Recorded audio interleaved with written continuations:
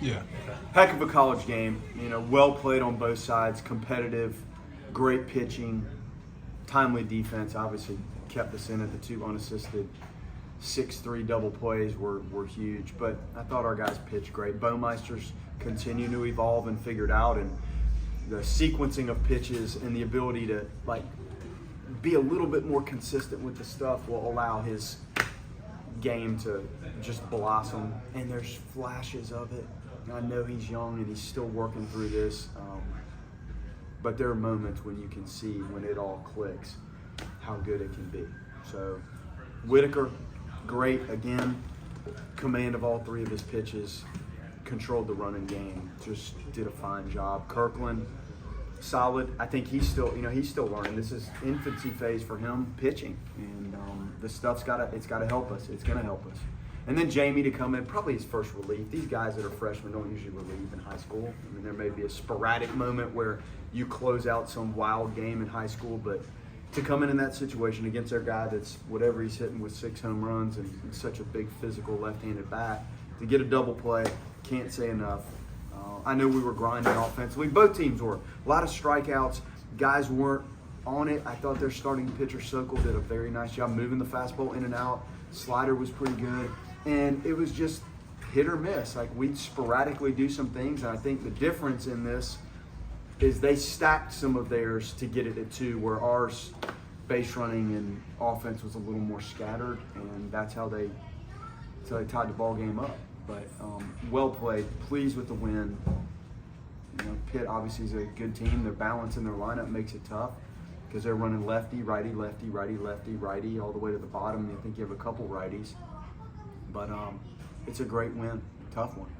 How pleased were you with the pitch execution and the high leverage moments? It seems like every time you guys needed a big out, you got one. It sure seemed like it was phenomenal, golly. And there was a lot. We wiggled off the hook. Shoot, you guys probably remember better than me at this point, but 3 or 4 innings, I felt like we were hanging in there and wiggled off the hook. And the double plays, they're huge. And each team found themselves in predicaments with how do you play the infield, where do you play them. They had the 5-man infield, which is exactly right, and Carry-On found that one little sliver of space where he could pop it through there. And we kind of had a shallow double play situation with the first one because there's just a lot of management of the game. It says a lot about our guys. We have to be here and deal with the tarp and all this stuff with changing the game times and have to get the tarp put away and then try to get warmed up for the game is not easy. And I told them I appreciated their focus because you got Jameis and you got the crew here and the tarp and all this stuff, and all of a sudden, first pitch is thrown, and I don't want them to lose their focus when you have some of the distractions and the changes that we had today. You just mentioned it, that play in the 11th when you guys had the infield looked like halfway in and Jordan is able to get to that ball. Just the ability to get to that ball, how impressive was that? It was a great play. And the poise to make sure, I see people occasionally rush that a little bit or not use their feet properly and don't handle the step on the base and the throw properly, and it can get a little messy. It shouldn't, but you see it happen. And they were both slightly unusual balls. And we work on that a lot. And he took that out there and handled it, and I know he was very frustrated about how his offensive game was going, and we're trying to cultivate this is offense in here, and no matter how this is going, when you have to go out there on that field and perform defensively, you have to separate the two. And now when everything's going good, it's fun to go out there and play good defense and come in, but sometimes it doesn't work that way. Some days defense may not be something that has gone well for you, but you have to come in here and grab the bat and go give quality at bat. So that was a good example of him today, not taking some of this stuff out there. Play good D. Last week you talked about Bowmeister working on him in the stretch. What was your assessment of how he performed in the stretch today? I thought it was a little better. I thought it was a little better, and it wasn't flawless. It wasn't as clean as it needs to be, but I see improvement. It's got to continue to improve. Make no mistake, and he knows that. But you see such flashes, and Chuck and I talk about it. His best inning was the 5th when he struck out the side, and sometimes you'll see those bigger guys. Sometimes it clicks up a little bit as the game goes on, and I thought it did, and then I think they got a base hit in the 6th, and that was, I think, the end of it. But he's going to keep learning and growing.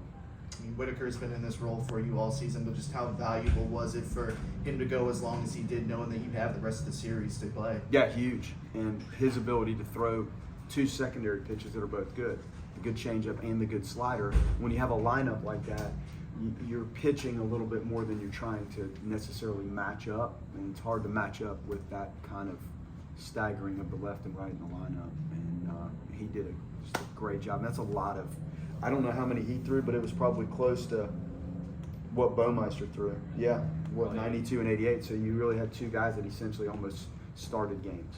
What makes his changeup so good? It seems like he could almost tell them it was coming and they would still swing and miss. Well, the arm speed has to stay the same. Like if you give it away, good hitters will see that you've done something differently with how you're actually throwing it. And he does a good job of maintaining arm speed and arm action. There's not a lot of change that, well, literally change. There's not a lot of difference in where he throws it or how hard he's throwing the ball. It's just a gift that he has of the grip and the mechanism to manipulate the ball like he does. And I think his breaking ball has gotten better. Chuck's worked really hard with him on the breaking ball.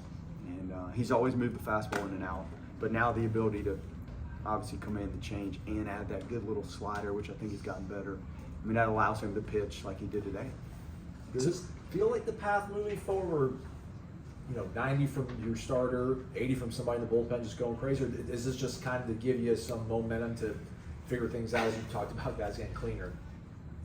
I don't know my path going forward just yet. Like we're trying to one game at a time and learn, and that's great. Now, obviously, the game was so much longer today that there was more to deal with. But I think Baumeister's efficiency would allow those 85 or 90 pitches, whatever he did, to get a little further. And you have some quick innings. Like we didn't have many quick innings for with Baumeister on the mound that I recall. There may have been some, but as that revolves around command and execute and get some easy, early, cheap outs on good fastballs that are down and expanded or a quality secondary pitch. So that needs to be the path. And then it shortens a little bit of maybe what we're asking some of these guys to do out of the bullpen. You guys have you had Jameis here today and you have Buster tomorrow. Just how excited are you to see Buster and to get him around the guys as well? He is just a phenomenal individual. His career here and that last year probably could go down as one of the best in the history of college baseball. And he essentially, as he should have, accumulated basically every award to go into the big leagues and 3 World Series championships, and the comeback player of the year twice is it's remarkable. And I guess above all else, all the all-star appearances and all the other things, it's how he carried himself and how the world appreciated him being him and being such a stand-up, up-front guy.